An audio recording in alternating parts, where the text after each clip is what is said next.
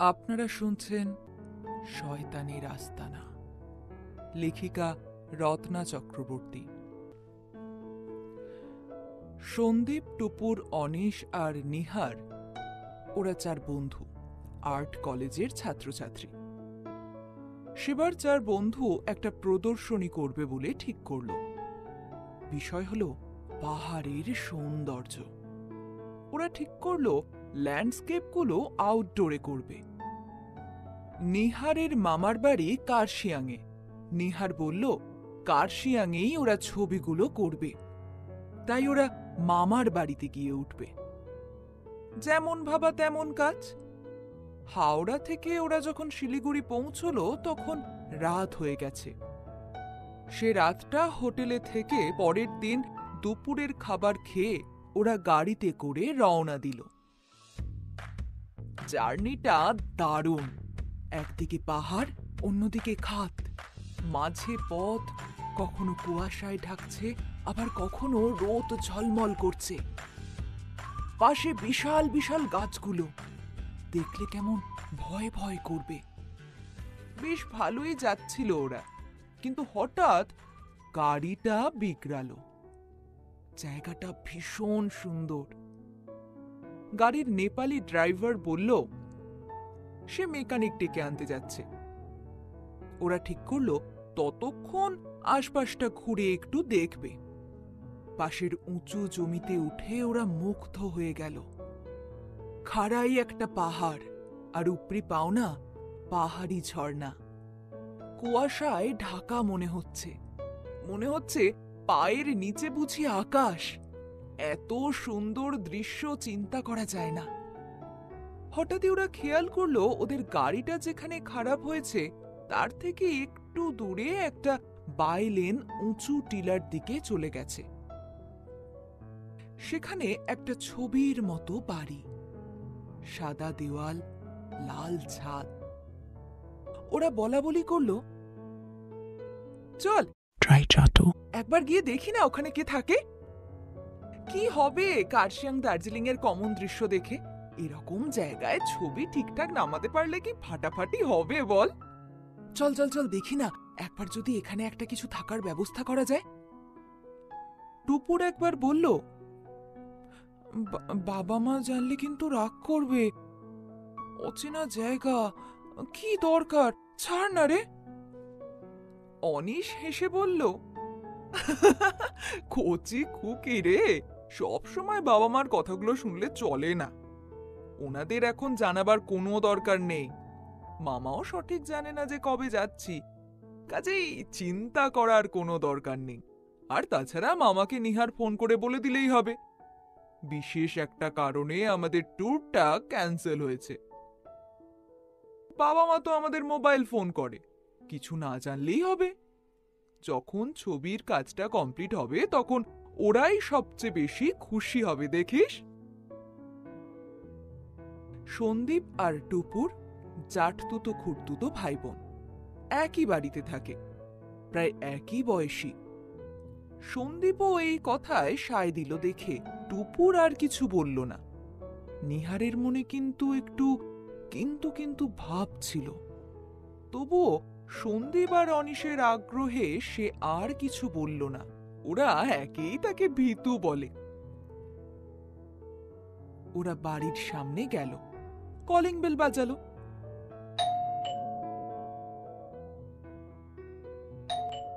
বেশ কয়েকবার বাজাবার পর আগাগোড়া শালমোড়া মানকি টুপি পরা একজন লোক এসে দরজা ফাঁক করে মুখ বাড়ালো।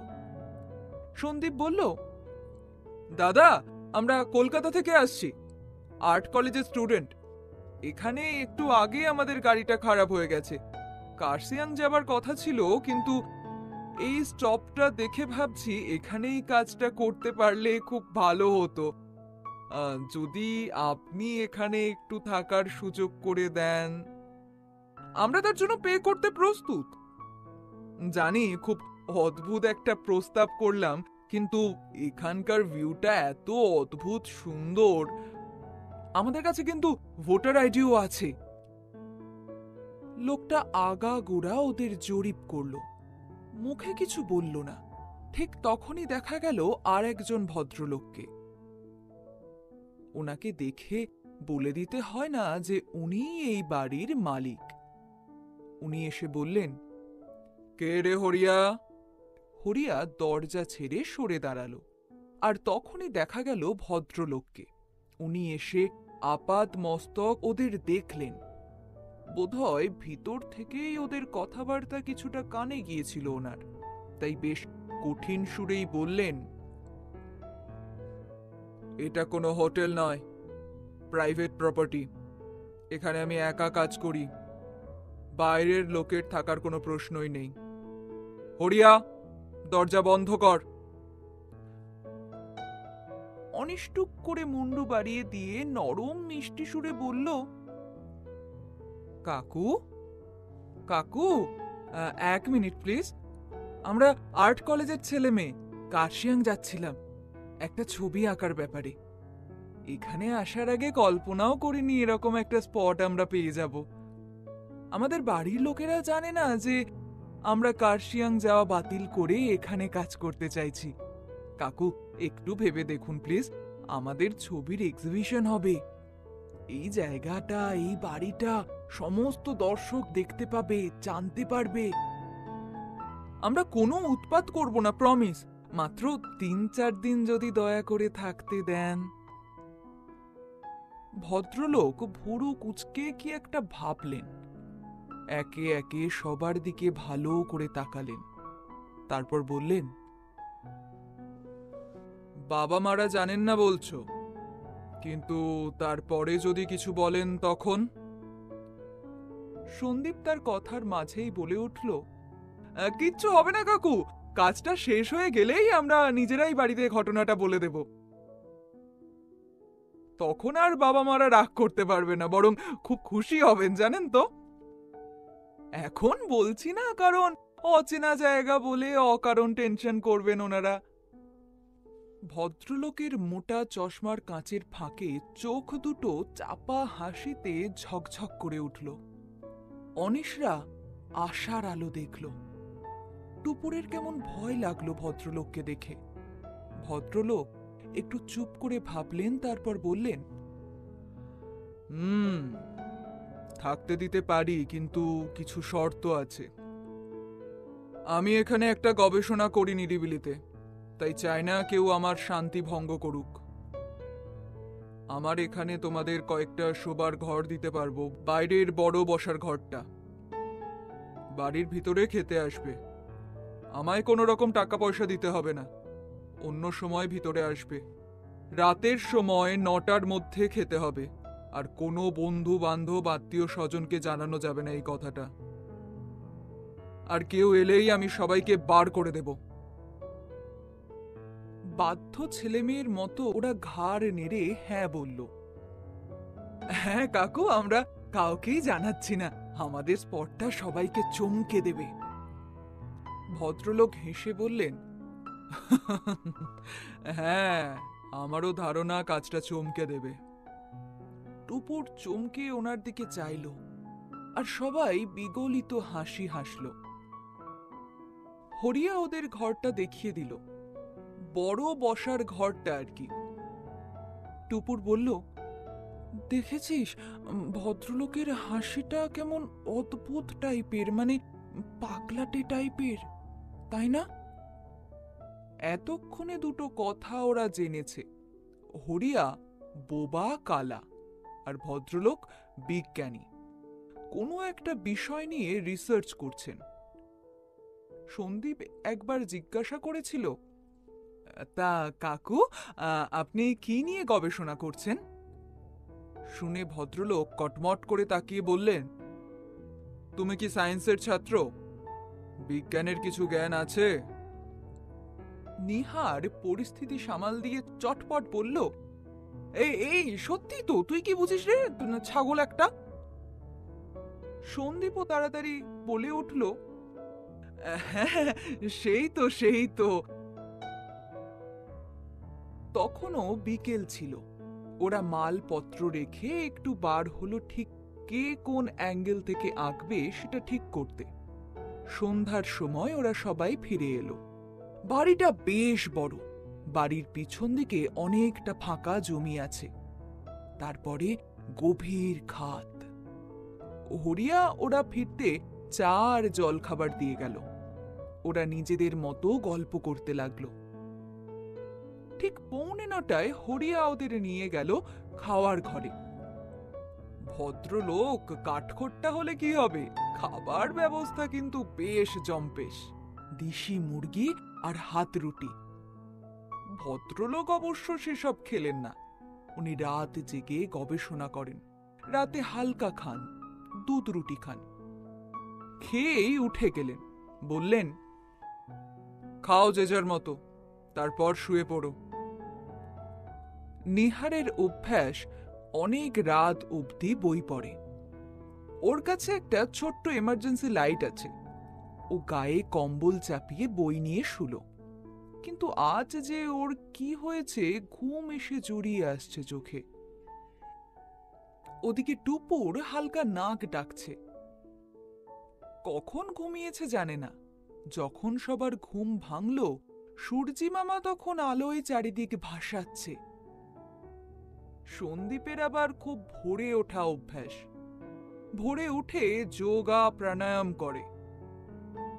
ছোট্ট বয়সের অভ্যাস এটা ওর, কখনো এর অন্যথা হয়নি। কি যে বিরক্ত লাগছে।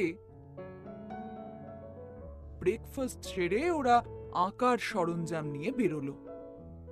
ছবিগুলো সত্যি দারুণ আসছে। দুপুরে লাঞ্চ সারতে ওরা এলো, আবার বেরিয়ে পড়ল। সারাদিন হরিয়া ছাড়া কারোর সাথে দেখা হলো না। এখানে সত্যি কেউ আসে না। ভদ্রলোককেও দেখা গেল না। রাতে ডিনারের পর সেদিনও একই ঘটনা। ঘুমিয়ে ওদের চোখ জড়িয়ে গেল। কি এখানকার আবহাওয়া রে বাবা! অনিস তো চটি পরেই ঘুমিয়ে পড়েছে। পরদিন যখন ঘুম ভাঙল, তখন মাথা টিপটিপ করছে। সন্দীপের মনে সন্দেহ দানা বাঁধছিল। কি করে এত ঘুম হতে পারে? দিনে তো ঘুম পায় না। সবচেয়ে বড় কথা, এখানে তো কোনো পরিশ্রম নেই। রাতে খাওয়ার আগে তো ঘুম পায় না, কিন্তু খেয়ে উঠলেই। তবে কি রাতের খাওয়ারের সাথে কিছু মেশানো থাকে? পরদিন যখন হরিয়া জল খাবার দিতে এলো, তখন সন্দীপ পেট ভালো নেই বলে কিচ্ছু খেলো না। হরিয়া চলে যেতে সন্দীপ কাউকে কিছু না জানিয়ে একটু বাইরে গেল। বেশ কিছুটা গিয়ে একটা গুমটি দোকান থেকে চিপস, বিস্কুট আর মিনারেল ওয়াটার পাওয়া যায়। সন্দীপ এক প্যাকেট বিস্কিট খেলো।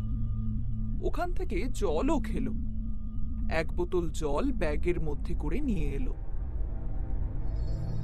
ওরা ছবি আঁকতে চলে গেল। দুপুরেও কিছু খেলো না। রাতে খেতে যেতে ভদ্রলোক খোঁজ নিতে এলেন। সন্দীপ আন্দাজ করেছিল এটা ঘটতে পারে। ও পেট চেপে শুয়ে রইল। বিজ্ঞানী একটা ট্যাবলেট দিয়ে বলল, এটা খেয়ে নাও, আরাম পাবে। সন্দীপ বলল, এক্ষুনি খাবো, আপনি রাখুন, আমি বাথরুম থেকে একবার আসছি। বলে আর দাঁড়ালো না। অনেকক্ষণ বাথরুমে দাঁড়িয়ে রইল। বিজ্ঞানী কিছুক্ষণ অপেক্ষা করে অধৈর্য হয়ে চলে গেলেন। টেবিলে রাখা ট্যাবলেটটা সন্দীপ বাথরুমের নর্দমায় ফেলে দিল। রাতে টুপুর, অনিশ, নিহার যথারীতি খেয়ে ঘুমিয়ে পড়ল। সন্দীপ খুব সাবধানে দরজা খুলে বেরোলো। বাইরে লম্বা বারান্দা, পুরোটা অন্ধকার। ও পা টিপে টিপে বিজ্ঞানীর ঘরের সামনে এসে দাঁড়ালো। উনি কাউকে কিছু বলছেন, বোধহয় হরিয়াকে। আশ্চর্যের কথা, হরিয়া ওনার ঠোঁট নাড়া দেখে ওনার কথা বুঝতে পারে। উনি চাপা গলায় বলছেন, আর মাত্র একটা দিন, কাল সব তৈরি হয়ে যাবে। 4 গিনিপিগ পাওয়া গেছে এক্সপেরিমেন্ট করার জন্য। একজনকে সাপ, একজনকে গিরগিটি, আর একজনকে কুমির। অপরকে টিকটিকির সিরামটা দিতে হবে। এই 2 দিনে আমি সিরাম রেডি করেছি। তারপর ওদের জিনগত পরিবর্তনটা দেখতে পাবো। কাল রাতে আর ওদেরকে ঘুমের ওষুধটা দিতে হবে না, তার বদলে এই ওষুধটা দেব। একদম অজ্ঞান হয়ে যাবে। তুই আর আমি ধরে ধরে ওদের ল্যাবরেটরিতে নিয়ে যাব। তারপর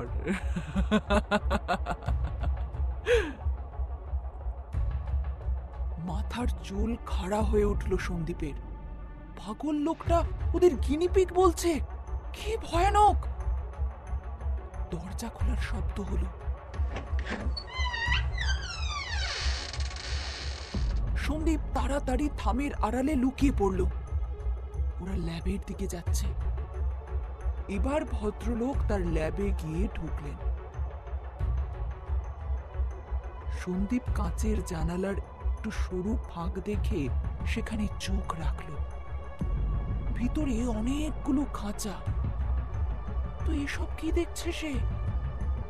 অনেক জন্তু রয়েছে, সবগুলো দেখা যাচ্ছে না। ও দেখলো একটা হনুমান। বিজ্ঞানী তার সামনে দাঁড়াতেই সে ফ্যাস করে উঠল। তারপর ঘন ঘন জিভ বার করতে লাগলো। বিজ্ঞানী হেসে বলল, গুড বয় সার্কো, তুমি খুব তাড়াতাড়ি আর কয়েকদিনের মধ্যেই নাজার মানে সাপের গুণ পেয়ে যাবে। সন্দীপ দেখল একটা কালো কুকুর অবিকল হনুমানের মতো হুপ হুপ করে গাছে উঠে গেল। কিন্তু ওটা কি? মানুষ! হ্যাঁ, মানুষই তো।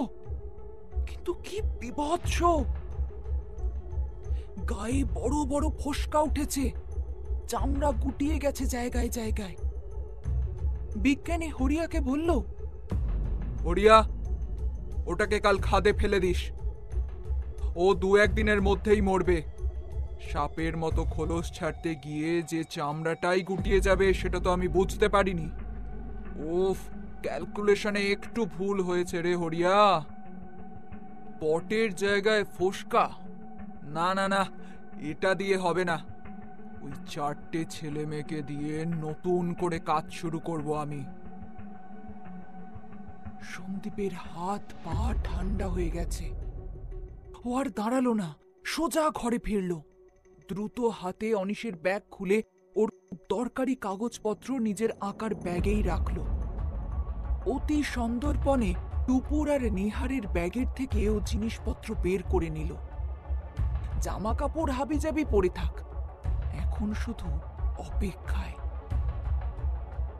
পরের দিন সকাল 9টায় সবার ঘুম ভাঙল। সন্দীপ স্বাভাবিকভাবেই রেডি হলো, জলখাবার করলো। তারপর আঁকার ব্যাগ, ইজেল ক্যানভাস নিয়ে ওরা বেরিয়ে পড়ল। বাড়ি থেকে বেশ কিছু দূরে এসে সন্দীপ বলল, আজ ছবি নয়, এক্ষুনি এখান থেকে পালাতে হবে আমাদের। ওরা অবাক হয়ে বলল, কিন্তু কেন? সন্দীপ গত রাতে যা দেখেছে সব খুলে বলল ওদের। ভয়ে ওদের গলা শুকিয়ে গেল। নিহার বলল, তবে কি করব এখন? সন্দীপ বলল, তোদের অতি প্রয়োজনীয় জিনিসগুলো আমি সঙ্গে নিয়েই নিয়েছি। এখন সোজা শিলিগুড়ি থানায় যোগাযোগ করতে হবে। চল চল চল। ওরা কোনো ক্রমে একটা ম্যাটাডোরে লিফট নিয়ে শিলিগুড়ি ফিরল। পুলিশকে সব কথা জানালো, কিন্তু ততক্ষণে অনেক দেরি হয়ে গিয়েছিল। দুপুরে ওরা খেতে আসেনি দেখেই সম্ভবত বিজ্ঞানী সাবধান হয়ে গিয়েছিল। পুলিশ যখন পৌঁছয় তখন বাড়ি পুরো ফাঁকা। তবে গবেষণাগারে অনেক মৃত পশু পাওয়া যায়। নিয়ে যেতে পারেনি বলে পশুগুলোকে মেরে রেখে গেছে। খাদে সে মানুষটার মৃতদেহ পাওয়া গেল। পুলিশ জানালো এই মানুষটি মাসখানেক আগে নিখোঁজ এক টুরিস্ট, যার বন্ধু মন খারাপ নিয়ে কলকাতায় ফিরল। ছবিগুলো প্রায় শেষ, কিন্তু এক্সিবিশন ওরা আর করেনি। কি হবে ওই ভয়ানক স্মৃতির প্রদর্শনী করে?